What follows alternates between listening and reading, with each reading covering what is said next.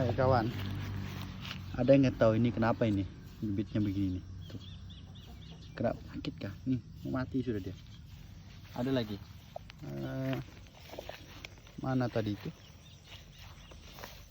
Kalau yang begini dimakan belalang nih, habis dimakan belalang karena sahabat kan. Nah nih. Ini kenapa ini? Ada obatnya kah? Ini karena apa gitu? Ini dimusnahkan saja kah? Atau ada obatnya kah? Suhu. Ini habis makan belalang.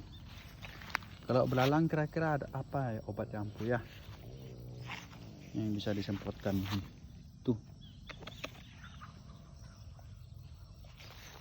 Ini usianya 6 bulan nih guys. Padahal sudah pecah-pecah ini daunnya. Tuh. Habis makan belalang nih. Ya karena sahabat. Tuh.